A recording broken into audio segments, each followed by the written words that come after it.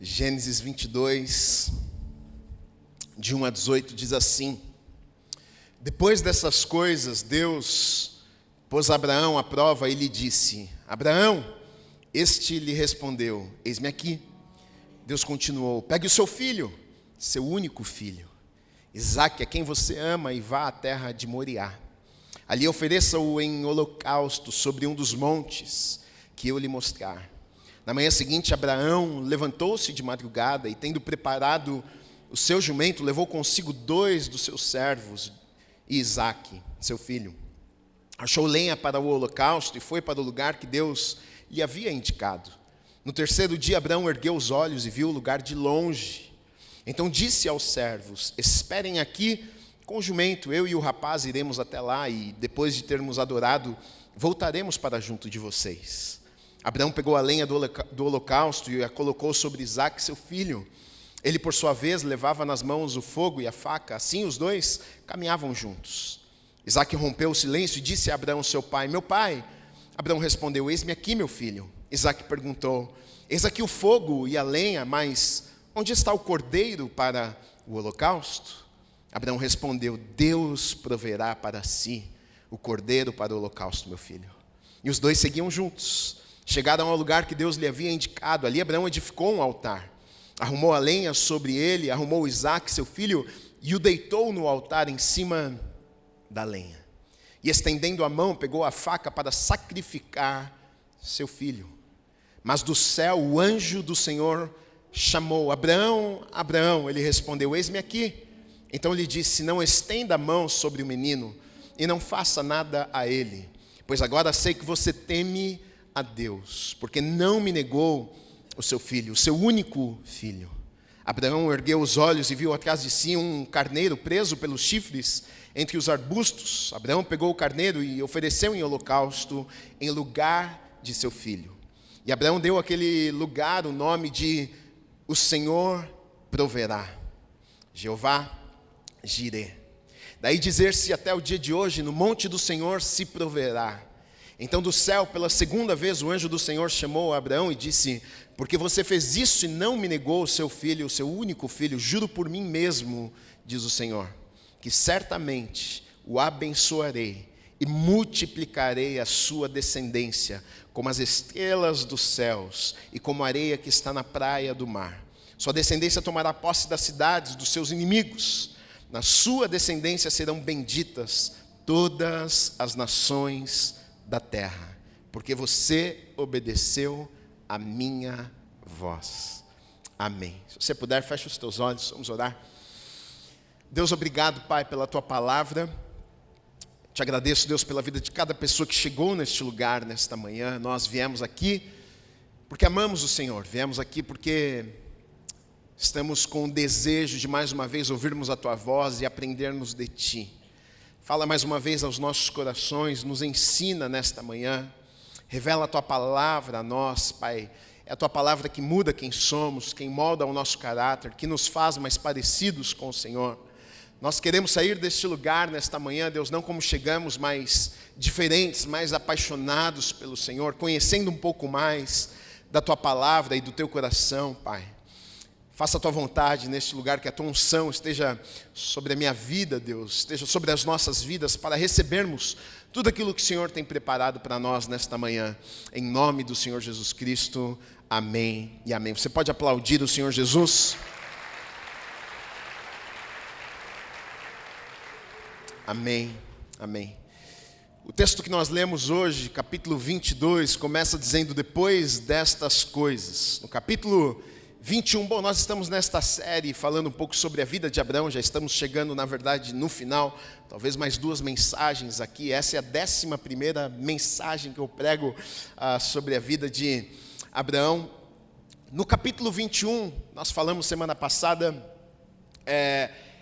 Abraão com 100 anos, Abraão quando recebe a promessa, Isaque, depois de 25 anos, primeira vez, o primeiro encontro de Abraão que a Bíblia nos relata no capítulo 12 de Gênesis. Abraão tem 75 anos. E Deus fala com Abraão e diz: Abraão, sai da tua casa, da tua parentela, vai para este lugar que eu vou te mostrar, eu vou te abençoar, eu vou fazer do teu nome grande. Aqueles que te abençoarem, eu vou abençoar. Aqueles que te amaldiçoarem, eu vou amaldiçoar. A partir de você eu vou fazer um povo, uma geração, você vai ter uma descendência. Mas Abraão, com 75 anos de idade, sua esposa 10 anos mais nova, porém estéril, já idosos. Mas no capítulo 21, com 100 anos de idade, Sara com 90 anos de idade, eles então pegam a promessa, Isaque. Chega a promessa de Deus nos braços daquele casal. Quantas coisas eles já haviam vivido, né, durante estes 25 anos, desafios, milagres, desânimo, medo.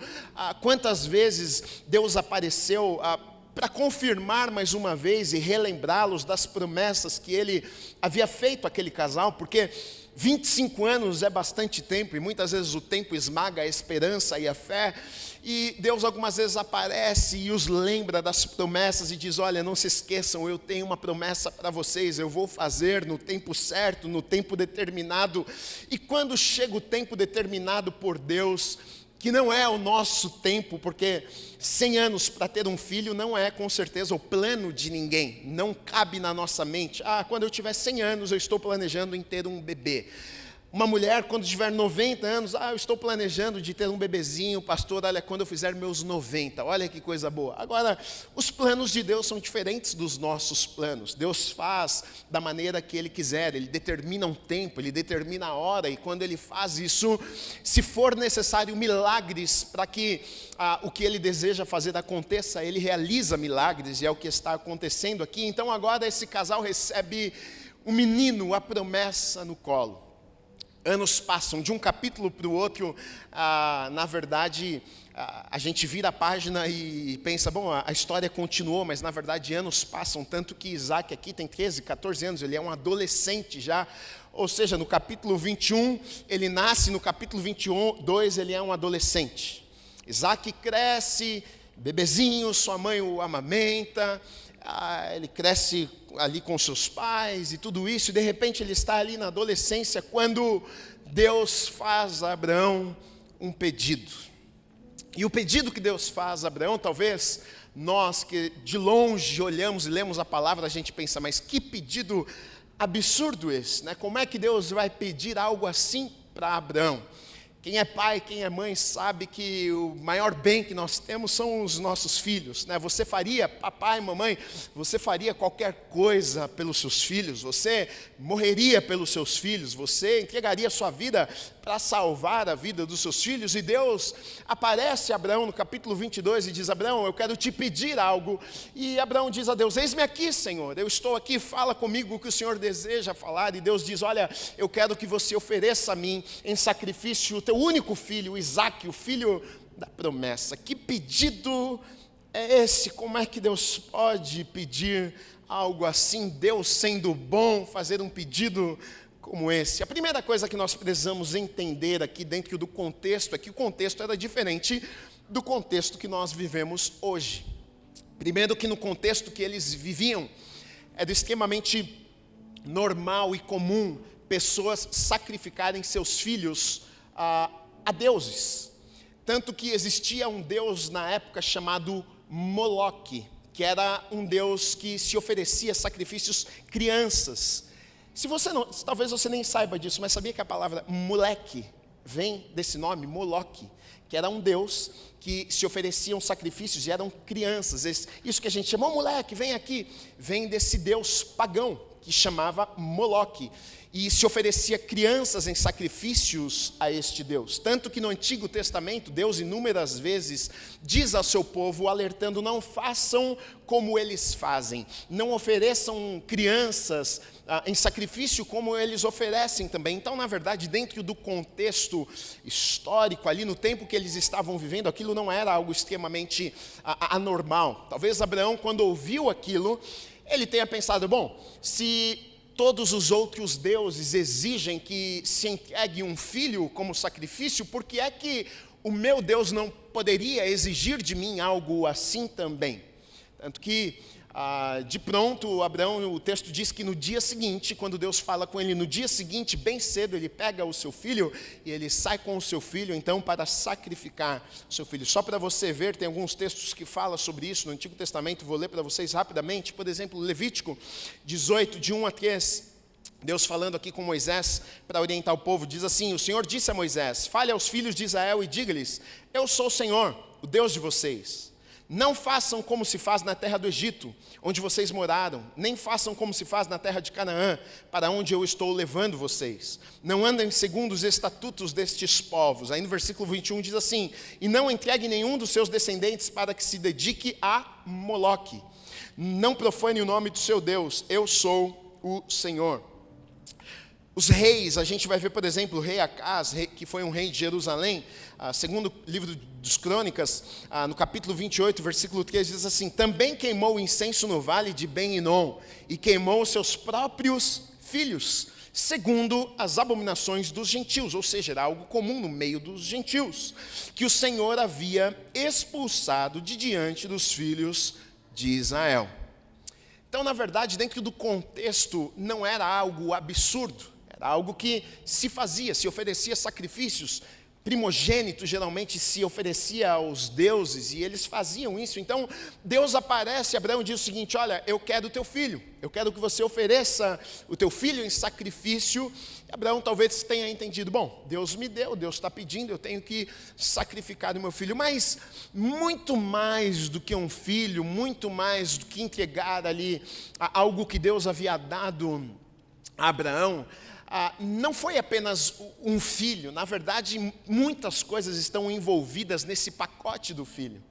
Porque a gente está falando não apenas de uma criança que nasceu de forma normal, a gente está falando de um milagre, a gente está falando de promessas, a gente está falando de muito tempo de espera, a gente está falando do futuro, porque Deus fez uma promessa dizendo a Abraão: olha, eu vou fazer a partir de você uma descendência, eu vou dar uma descendência a você, você vai ter filhos, os filhos dos teus filhos vão ser abençoados. E talvez, imagina os questionamentos de Abraão, pensando: mas Deus deu e Deus fez uma promessa e o meu futuro depende dessa criança, as promessas que Deus me fez dependem dessa criança, como é que então que Deus vai fazer mais uma vez, se agora Deus me pede para entregar, para sacrificar aquilo que eu dependia dessa criança, os meus sonhos, o meu futuro, eu tinha colocado tudo nessa criança aqui, e de repente agora vai tudo por água abaixo. Isaac, na verdade, representava anos de espera, muita luta para não perder a fé, porque 25 anos naquela batalha de que vai chegar, a promessa vai chegar. O futuro também de Abraão, de sua descendência, estava ali depositado naquele menino. O cumprimento das promessas viria através da vida de Isaac. Agora, quando nós olhamos para esse texto com calma, a gente começa a entender e a perceber algo. Deus, ele não queria Isaac. Deus, ele não queria Isaac. Se você ler o texto com calma, você vai ver que o que Deus queria não era Isaac. O que Deus queria era Abraão. O que Deus queria era o coração de Abraão. E na verdade aqui a gente vai ver que Deus vai colocar diante de Abraão uma prova. E o próprio texto nos diz que Deus colocou esta prova. No versículo 1 diz assim: depois destas coisas, Deus pôs Abraão à prova e lhe disse. Então aqui a gente entende que é uma prova que Deus colocou diante de Abraão. E Deus não muda. Deus não muda. Se Deus fez uma vez, Ele pode fazer de novo. Então o texto diz que Deus colocou Abraão à prova. Ele provou Abraão. Isso me ensina algo. Deus pode nos provar. Deus pode te provar. Não tentar, porque tentação é diferente de provação. Quem nos tenta é o diabo. Deus pode nos provar. Porque a tentação tem um objetivo, e o objetivo de uma tentação é nos derrubar. O objetivo de uma tentação é nos fazer cair, pecar, errar o alvo, nos tirar do centro da vontade de Deus. A provação tem um outro objetivo. A provação, na verdade, serve para que eu e você possamos conhecer o que existe dentro dos nossos corações. A provação, ela não serve para Deus, porque Deus, ele sabe, conhece todas as coisas. Deus não precisa te provar para saber, deixa eu ver se ele me ama ou não, deixa eu ver se ele vai me obedecer ou não, porque Deus já te conhece. As provações que Deus coloca nos nossos caminhos são para que nós mesmos possamos conhecer o que existe dentro dos nossos corações. Você achava que amava a Deus, e de repente você passa por uma prova e você percebe, puxa, eu acho que eu não amo tanto a Deus assim. Você achava que você era um filho fiel, mas de repente diante de uma prova você percebe que, puxa, eu acho que eu não sou tão fiel assim. Você achava que você tinha muita fé, mas diante de uma prova você percebe então que de repente você não tem tanta fé assim.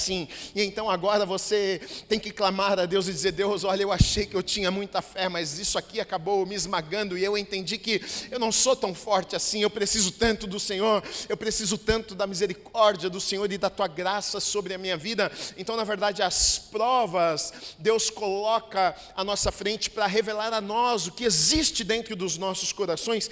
E a Bíblia, existe alguns textos, na verdade, que vai falar sobre isso. Por exemplo, o salmista, no capítulo 66, versículo 10, ele diz o seguinte: pois tu, ó Deus, nos provaste, tu nos refinaste como se faz com a prata. Deuteronômio 8:2 diz o seguinte: lembrem-se de todo o caminho pelo qual o Senhor seu Deus os guiou no deserto durante estes 40 anos, para humilhar vocês, para pôr vocês à prova, para saber o que estava no coração de vocês, se guardariam ou não os seus mandamentos. 40 anos de deserto, e o texto nos diz que Deus estava colocando o povo à prova. Para quê?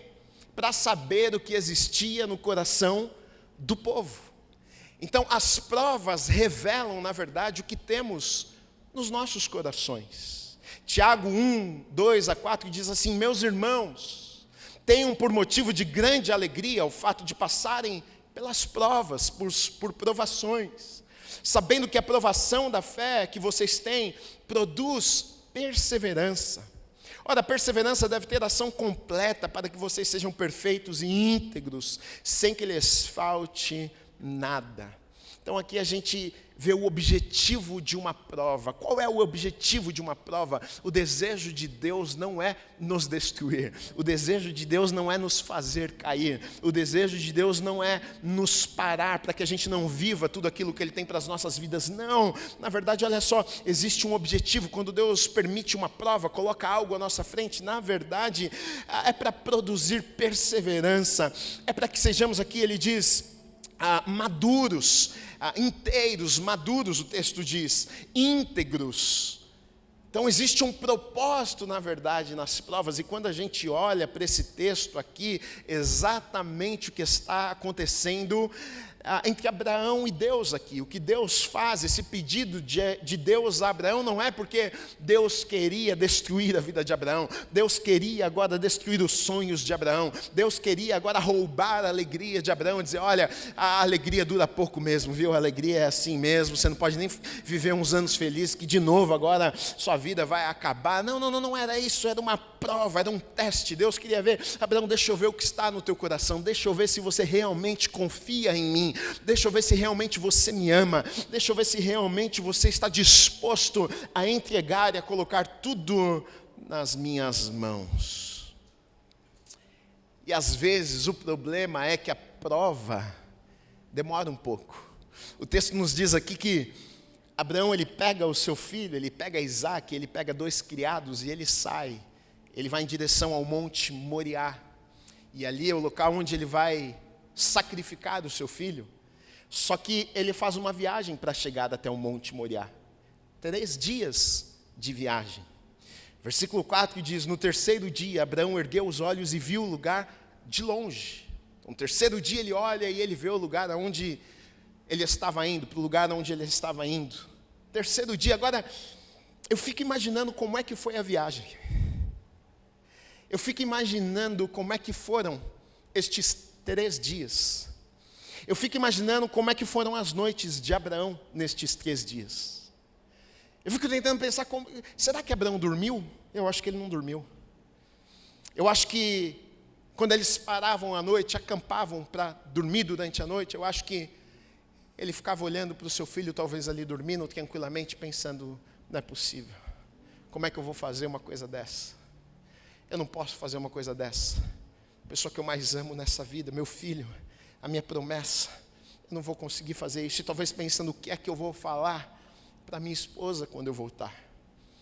O único filho de Sara, a princípio, ela não podia ter filhos, estéril. Tantos anos de espera, agora que nós recebemos a nossa promessa, o que é que eu vou, qual vai ser a explicação que eu vou dar para minha esposa quando eu chegar sem o meu filho? E com certeza, estes pensamentos rodearam a mente e o coração de Abraão. Porque na verdade no tempo da prova é exatamente o que acontece comigo e com você. Como vai ser? O que é que eu vou fazer? Qual vai ser a resposta que eu vou dar? Se der errado, se eu perder, como é que eu vou fazer daqui para frente? Não vai ter mais alegria, não vai ter esperança. Olha, a minha alegria acabou. Depois disso aqui, com certeza os pensamentos, se não der certo, e se Deus não providenciar, e se realmente eu tiver que matar o meu filho, como é que vai ser? Mas olha o que o texto diz. O texto nos mostra de que Abraão, ele cria, mesmo nessa situação, indo em direção ao sacrifício do seu próprio filho, mesmo com o seu filho carregando ali algumas madeiras e uma faca, um cutelo para sacrificar o seu filho, o texto nos diz que ele acreditava que algo iria acontecer. Olha o que diz no versículo 5, então disse aos servos, quando ele chega num momento onde ele vai subir agora um monte apenas com o seu filho, ele diz, então disse aos servos, esperem aqui com o jumento, eu e o rapaz iremos até lá, e depois de termos adorado, voltaremos junto a vocês. Olha a fé de Abraão. Ele fala para os rapazes, olha, fiquem aqui, a gente vai adorar, mas a gente vai voltar. Daqui a pouco nós vamos estar aqui de volta. Eu e o menino vai vir também. Que coisa louca, que fé é essa? Abraão, ele está indo para o monte para sacrificar o seu único filho, mas a certeza que ele tinha em seu coração, ele não sabia como iria acontecer, ele não tinha todas as respostas ainda, mas ele sabia no fundo, no íntimo do seu coração, ele cria de que Deus na hora H daria um jeito, ele cria de que Deus não iria permitir que seu filho fosse morrer ali naquele lugar. Não é possível, Deus me deu, Deus não vai tirar de mim. Deus prometeu, Deus não mente, Deus não vai fazer isso comigo. E ele cria tanto que o escritor de Hebreus, olha o que o escritor de Hebreus diz lá na galeria dos heróis da fé, olha o que ele diz, pela fé Abraão, no capítulo 11, versículos 17 a 19, diz assim, pela fé Abraão, quando posto à prova, ofereceu Isaque. Aquele que escolheu as promessas de Deus estava a ponto de sacrificar seu único filho, do qual havia sido dito, a sua descendência virá por meio de Isaque. Abraão considerou que Deus era poderoso até para ressuscitar Isaque dentre os mortos, de onde também figuradamente o recebeu de volta. Olha o que o escritor de Hebreus diz, ele diz o seguinte, olha, Abraão estava prestes a sacrificar o seu único filho, mas a fé de Abraão era tamanha que ele cria, se ele chegasse ao ponto de sacrificar o seu único filho, Deus era poderoso para fazer o seu filho ressuscitar naquele lugar. Esta era a fé de Abraão. Abraão não sabia como, mas ele sabia, o Deus que eu sirvo é fiel. Ele não sabia como Deus iria fazer, mas no seu coração ele sabia, Deus vai fazer. Ele não sabia, ele não tinha todas as respostas, mas a convicção que ele tinha, olha, até aqui Deus não me desamparou, e não vai ser agora que Deus vai me desamparar.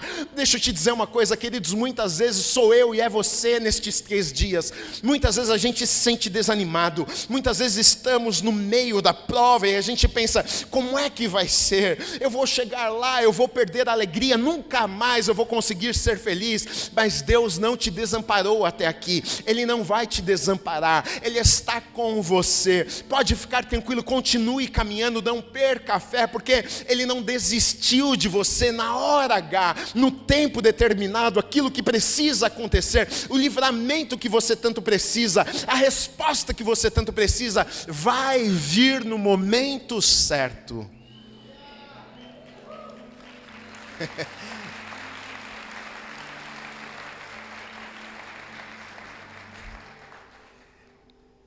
aonde está a resposta? Deus, cadê?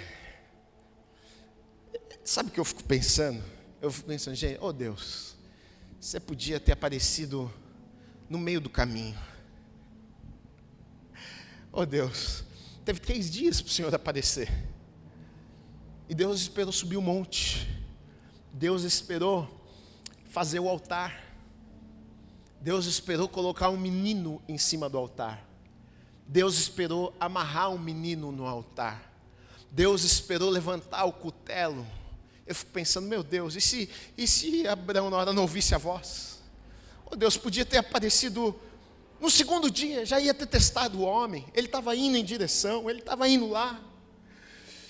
E muitas vezes é o nosso sentimento, é a nossa sensação. Deus, por que o Senhor ainda não respondeu? Por que o Senhor ainda não fez?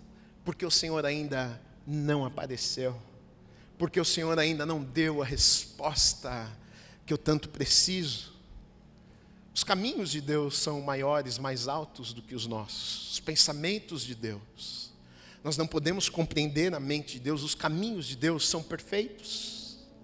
Cabe a nós confiarmos que Deus cuida de nós, que Deus tem o melhor para as nossas vidas. Confiarmos as nossas vidas nas mãos de Deus. E Deus esperou. Deus esperou. Olha a resposta então que Abraão dá ao seu filho. Versículo 7. Isaque rompeu o silêncio e disse a Abraão ao seu pai: meu pai. Não respondeu. Eis-me aqui, meu filho. Isaque perguntou. Eis aqui o fogo, a lenha, mas onde está o cordeiro para o holocausto? Imagina o teu próprio filho te perguntando isso. Papai, estou vendo aqui, tem madeira, as coisas para o fogo. Dentro da cultura, para eles era normal, sacrifício de animais. Ele diz, mas e o animal? E o sacrifício? Vamos caçar? Como é que é? Não trouxemos? Cadê? Olha a resposta de Abraão ao seu filho. Abraão respondeu: Deus proverá, meu filho. Deus proverá para si o cordeiro para o holocausto, meu filho. E os dois seguiam juntos. Deixa eu te dizer uma coisa, e essa palavra é para a tua vida nessa manhã, em nome de Jesus. Deus proverá. Deus proverá. Mas Gui, eu não sei como. Gui, cadê o cordeiro? Gui, cadê a resposta? Gui, não tem jeito. Gui, como é que vai ser? Deus proverá. Mas Gui, qual é a explicação? Não tem explicação. De onde a gente vai tirar? Não sei de onde também. Abraão, ele não tinha as respostas. Ele não sabia de onde viria. Ele não sabia como Deus faria. Mas uma coisa ele sabia: Deus vai fazer. Ele não sabia como Deus iria fazer. Mas uma coisa ele sabia: Deus está no controle de todas as coisas. Meu filho, deixa eu te dizer uma coisa: Deus proverá. Ou seja, Deus está no comando. Deus sabe de todas as coisas. Deus está cuidando de tudo. Ele está no controle de todas as coisas. Meu filho, descansa o teu coração, vamos continuar caminhando, porque o Deus que começou a obra, Ele é fiel para completar. Ele não vai parar no meio do caminho. Agarra essa palavra nessa manhã em nome de Jesus, porque muitas vezes nós nos sentimos exatamente assim.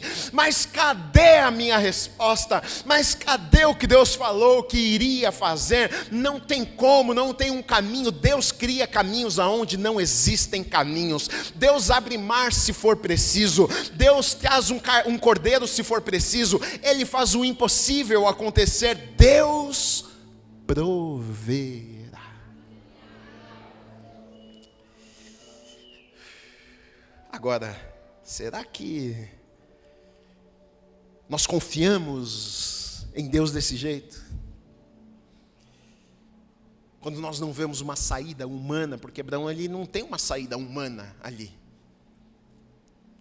Será que confiamos quando Deus nos pede algo que não faz sentido algum?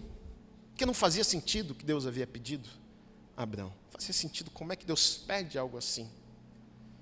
Será que a gente confia mesmo quando não faz sentido? Será que confiamos quando Ele nos pede algo que nos custa? E nos custa tudo, talvez? Será que a gente está disposto a entregarmos?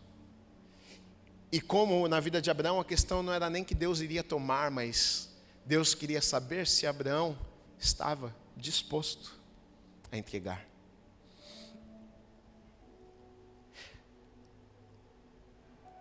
Essa questão aqui fala muito até sobre oferta. Até sobre oferta. Quando a gente vai ofertar na casa de Deus, quando a gente vai dizimar, na verdade, é mais ou menos o que está acontecendo aqui. Não é que Deus quer o nosso dinheiro, mas Ele está testando o nosso coração. Deixa eu ver se o dinheiro tem o teu coração. Ou não. Deixa eu ver se Isaac tem o teu coração ou não. Ou se o que você tem é meu. Se você entendeu que o que você tem é meu. E eu posso pedir a você. Deixa eu ver se isso tomou o teu coração. Isaac estava sendo uma oferta. Algo que Abraão estava entregando ali a Deus e dizendo: é meu, mas é teu. É meu, mas quem me deu foi o Senhor. É meu, mas se o Senhor não tivesse me dado, eu nem teria isso aqui. Então eu entendo que eu só tenho porque o Senhor me deu.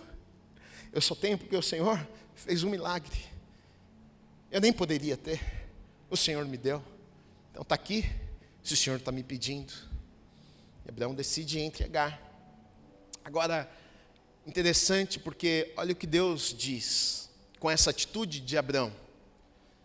Olha o que Deus fala sobre essa atitude de Abraão. E estendendo a mão, no versículo 10, pegou a faca para sacrificar o seu filho, mas do céu o anjo do Senhor o chamou. Abraão, Abraão, ele respondeu: eis-me aqui. Então ele disse: não estenda a mão sobre o menino e não faça nada a ele. Olha o que o anjo diz agora a Abraão: pois agora sei que você teme a Deus, porque não me negou o seu filho, o seu único filho. Olha o que o anjo diz a Abraão: porque você o quê? Me obedeceu, agora eu sei o quê? Que você é alguém que teme. Quem teme a Deus não é quem vem à igreja e chora e canta com a mão levantada. Quem teme a Deus não é quem tem um linguajar bonito de crente, a paz do Senhor, amado, igreja, glória a Deus, Deus te abençoe. Aos olhos de Deus não é quem teme a Deus. Eu venho 4 vezes na semana na igreja, hein? Eu estou na vigília, eu venho na reunião de oração. Aos olhos de Deus não é esse que teme a Deus. Quem é que teme a Deus? O texto diz: eu vi que você teme, por quê? Porque você obedeceu. Então, a nossa obediência revela o nosso temor ao Senhor. Você me diz o quanto você teme a Deus, baseado no quanto você obedece a Deus. Deixa eu ver se você ama a Deus. Deixa eu ver o quanto você tem obedecido a Deus. Aí você está me dizendo o quanto você ama a Deus. Em João, exatamente isso que vai dizer, capítulo 14, 21. Jesus dizendo: aquele que tem os meus mandamentos e os guarda, esse é o que me ama. E aquele que me ama será amado por meu Pai, e eu também o amarei e me manifestarei a ele. Jesus disse: aquele que me ama, aquele que ama o Pai, aquele que me ama, é aquele que guarda o que? Os meus mandamentos. Então não tem história. Não adianta você falar da boca para fora que você ama a Deus, que você, nossa, como é maravilhoso. Cadê a tua obediência? Aquele que ama, obedece. Aquele que ama, faz alguma coisa. Isso aqui se aplica até num relacionamento. Se é casado, não adianta nada você ficar falando para a tua esposa: eu te amo, amorzinho, te amo, te amo. Mas tudo que você faz é contrário do que você fala. Resolve nada. Teu amor é revelado no que você faz. Está fazendo? Está sacrificando? Está fazendo melhor? A sua busca é fazer a outra pessoa feliz? Aí você não precisa nem ficar falando muito eu te amo, porque o que você faz já mostra para ela que você ama ela. Ou vice-versa. Mas falar que ama também é bom, pode falar também. Faz as duas coisas que é melhor. Agora, olha o que o texto diz. Agora eu vejo que você teme por causa da sua obediência. Seu amor por Deus é revelado na sua obediência a Deus e não nas tuas declarações bonitas. Você está disposto a obedecer a Deus mesmo que doa, mesmo que seja difícil? Porque às vezes vai ser. O evangelho barato, que às vezes é vendido aqui, não. Vive do jeito que você quer, faz o que você quer e está tudo certo. Deus te ama, essa é uma verdade. E alguns usam de verdades para contar umas mentiras às vezes. Deus te ama e o amor dele é incondicional mesmo. O amor dele por você não muda. É o amor do pai para o filho. Ele erra, ele faz coisa errada. Você deixou de amar ele? Não deixou. Ele acerta, ele erra, ele desobedece, obedece. O seu amor por ele é o mesmo, não mudou. Porque ele desobedeceu, porque ele obedeceu. O amor de Deus por nós é incondicional. Mas, algumas vezes, vai ser difícil obedecermos. Algumas vezes Deus vai nos direcionar a fazermos algumas coisas, ou vai nos pedir algumas coisas que talvez não faça sentido no momento, talvez não é o que nós gostaríamos. Ai Deus, será que é aquela pessoa? Aí Deus fala para você, não é aquela pessoa. Aí você fala, meu Deus, e agora? Era tudo que eu não queria ouvir. Pode ser. É porque Deus conhece o futuro. E Deus sabia que ia ser tanta dor de cabeça, tanto sofrimento.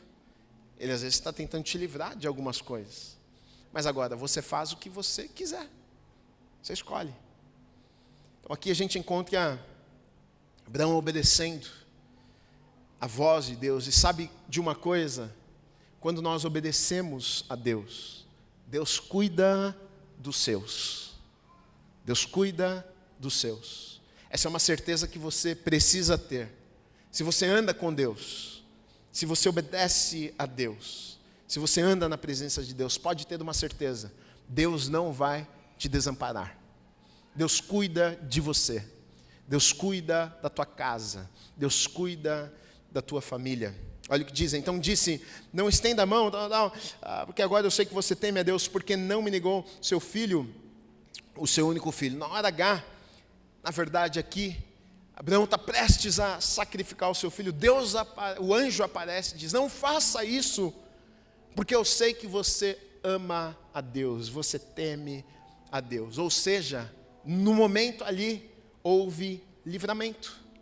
Deus não deixou Abraão na mão.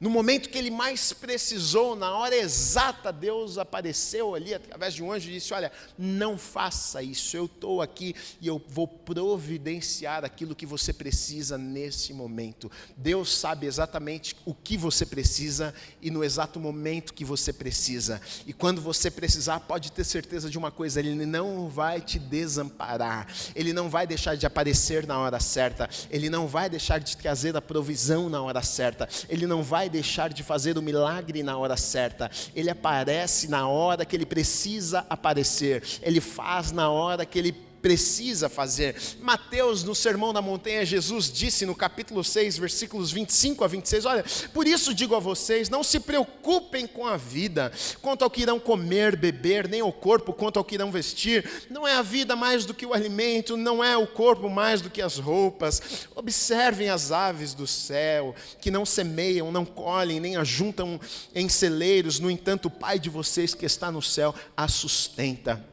Será que vocês não valem muito mais do que as aves? Ou seja, nós temos um Deus que cuida de nós. Nós temos um Deus que nos ama. Nós temos um Deus que se importa conosco. Nós temos um Deus que não nos desampara. Nós temos um Deus que Ele não tarda. Como diz lá em Abacuque, olha, mesmo que parecer que eu tardei, que eu não apareci, eu vou vir, eu vou fazer no tempo determinado. Às vezes a sensação que nós temos é que Deus está atrasado. A sensação que nós temos, talvez Abraão tenha pensado, Deus, o Senhor está atrasado. Mas na hora certa, no tempo determinado, Deus aparece e então faz aquilo que Ele precisava fazer e traz ali a provisão necessária para aquele momento. Deixa eu te dizer, você não vai morrer. Deus não vai te deixar na mão. Existe uma provisão no tempo certo de Deus para a tua vida, para a tua casa e para a tua família. Descansa o coração,